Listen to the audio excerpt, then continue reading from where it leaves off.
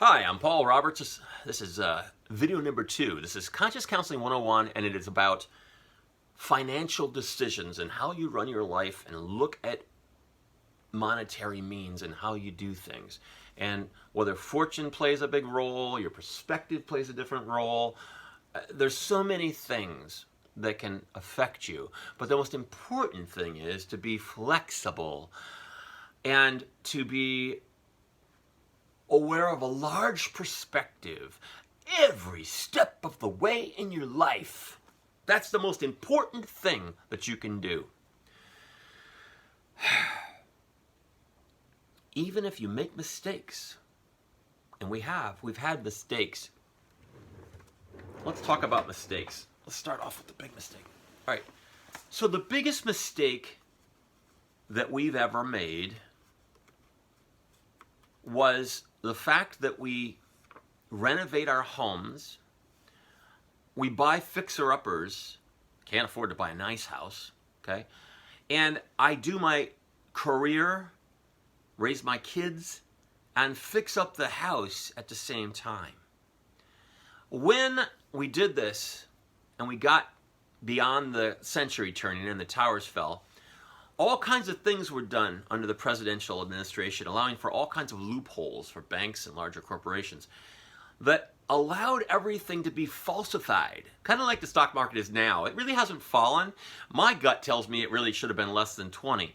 But that's irrelevant. I'm not a financial advisor. But what happened was we thought, let me go back to art school. The last thing I ever did, the last bit of advice my last professor I ever had ever gave me when he kicked me out of his class and said, "Oh, you don't need this. Your portfolio's ready to start your life." He was a big guy. You might know him for changing the Kmart symbol from the big K and the MART in blue and the big K in red to just the K, and he was the one that did that. He was one of the people that advised me, and I respected him because of what he was doing. He was already way up there. And he told me this piece of advice. He said, "You'll never probably have an easy time making it as an artist. You'll want to be flexible, but one of the things you'll want to do is invest in real estate." Well, in a way we have. We bought a house, we realized we bought more of a house than we needed, and I started working on it because we couldn't afford it. And I amortized the mortgage, like I said, so I was paying more towards the principal. So we never felt anything. We never had cash in our pocket because all the money we ever had was going towards the things, trying to make it get somehow paid. I'm still not paid, but better doing that than not. So whenever our misfortune happened, I'm going to start off with after the towers fell. All my video contacts and everything I was doing dried up. The dot-com boom started, and we were on wherever the little tiny crappy little videos that people had on their websites was all that mattered. I had all this high-end stuff that I had purchased and my video production paid for. Fortunately, what I did is I sold all that stuff as soon as I saw that it wasn't going to be worth anything with the dot-com boom, and stopped video production. But before the towers fell, I rebought all with just one contract that I had to do a major body of work in Florida for a contractor, and got rid of all the dinosaur equipment and all the old tape machines and all the old big cameras and big expensive lenses and all these different things, and just bought one simple little cheap little camera and one simple little digital interface on the computer. And I said to my wife, because she took a big chance on me, and we argued about it for years, I didn't want to be at the drawing table. I wanted to do other things, like I talked about in the Batman video. In fact, you should watch my other Batman video that I have about how I relate to Batman. I wanted my life to be flamboyant and full and vast, and I could not do that emulating my father on the drawing table. I needed to get off that. So I started investing in all this equipment and everything right off the bat when I was young and right out of college. I got rid of that right away as soon as I saw the writing on the wall, and took took my cash and bought less expensive equipment that would do the same thing. And since I've gotten rid of that. But I used the money I was making to do all that. There was never an investment ever again. Ever again. And even the money that I did invest with in the beginning wasn't a loan. I did have that one small loan from my grandmother that I paid back, and that was just so that I paid it up really quick, so that I wouldn't have to pay the mortgage insurance. I did have another loan, a small loan from my grandmother, because I needed 2 tape decks and a camera. I only had enough to buy 1 camera, 1 tape deck. I took a loan out from my grandmother to buy the other tape deck, and I paid that off right away. Okay, so those were the only 2 loans I ever took, other than a mortgage. I got rid of all that camera. Now, how did I get all that stuff? How did I get that money?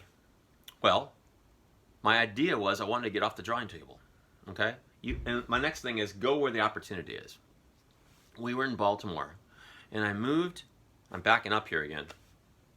I moved after we married to Florida because Hollywood East. I went in and I worked in the shows.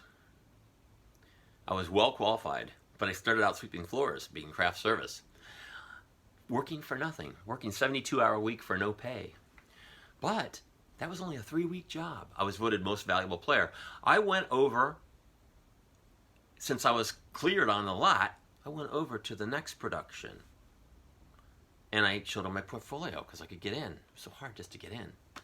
And of course they hired me. Whoa, I was making $300 a week for a 72-hour work week. Okay, so there's no money anything. No money anywhere, okay? But because I did that, I dumped all the money from all the places that took me into that equipment because I didn't want to be in the art department on the drawing board. And that's what they kept seeing me as. I wanted to be on the production things. And I couldn't because I didn't have the experience. So I said, okay, I'm leaving that life. I went home, bought the equipment, did that.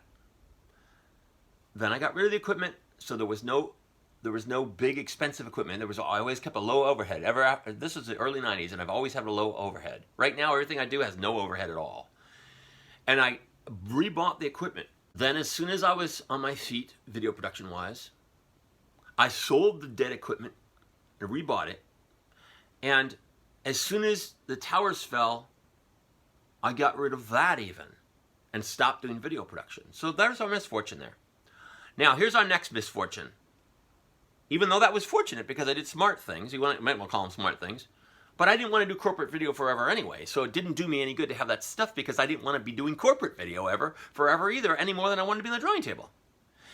But then the next misfortune happened, and it would seem under the guise of fortune, oh, our house is getting valuable. We invested in the Horse Historic District. We had a larger house. I'm fixing it up. It's starting to look good. We got it appraised, everything, all that fake stuff. All that fake stuff made us feel like, that it was worth something. So when my neighbor fell and broke her hip, I said, okay, well, here's what we're going to do. We're either going to live next to a slumlord who's going to use this nice house to have 5 different people renting and just let it be the way it is. She's never done anything to it her whole life. Or we're going to buy it. And our neighbor wanted us to buy it, and we got a good deal on it. So we bought it. Well, we thought that our house was valued more than it was. So we bought that house and we started working on that. We reversed the mortgage because we had more than enough money. And we started fixing that house up. Well, then what happened was all the stuff started falling. Everybody was doing strategic defaults.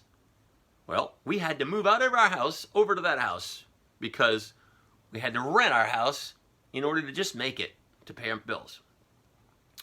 And we had a huge hole in the floor of the kitchen of that house. Otherwise, we could have rented that house and kept in our house. But it wasn't renovated enough. So we lived in that house and walked back and forth until we got renters.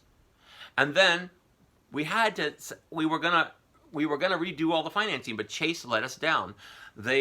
Obama was trying to enact something where people that were like us, that really were worthy and had never done anything wrong, never defaulted, and were paying all our bills, would have a chance to not have this affect us as hard. So they did everything that Obama said to do, but always looking for the loophole. As soon as they had done what they had to do, and one person made a mistake or they could find some way out, they did.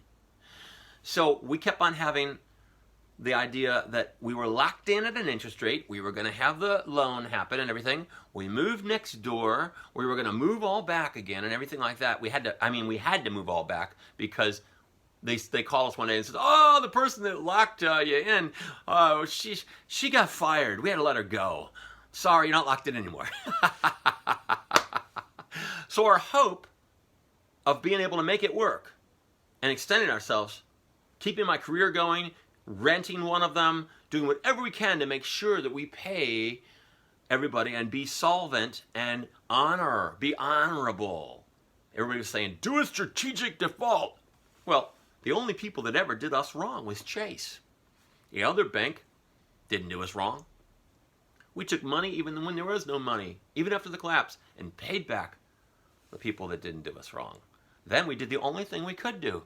Well, we can't pay you. Sorry. Short sale.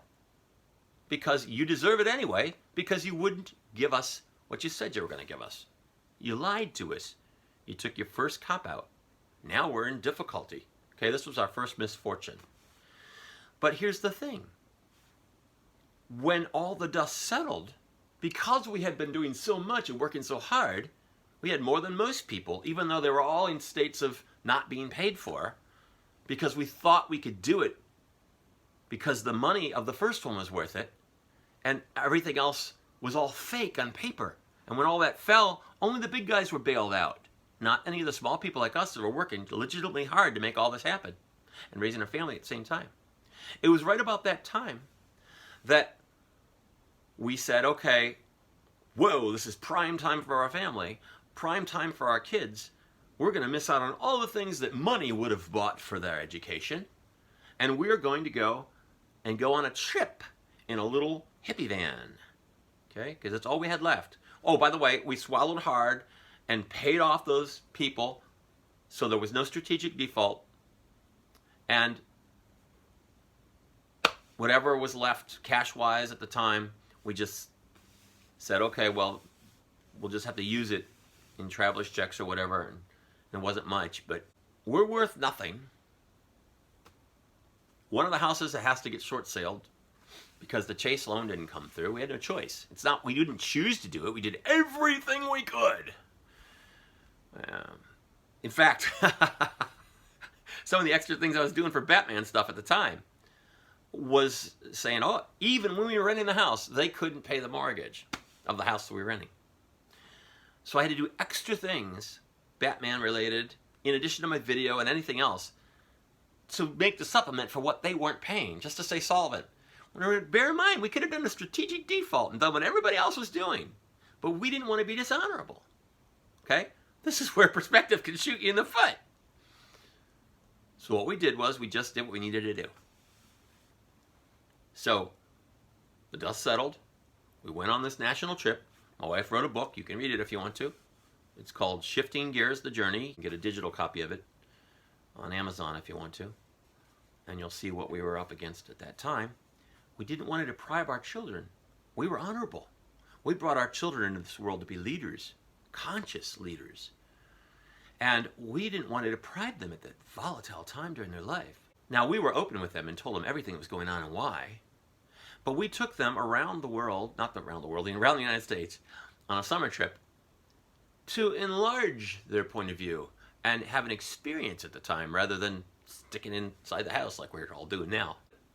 Certain things that we did through the years of having discovery with them, if we just had that money now, well, I could be saying, oh, just like you, if I had that money now, I could have paid off whatever else I owed on the car and the house and whatever. And I could feel, oh man, look at me, I made mistakes like you.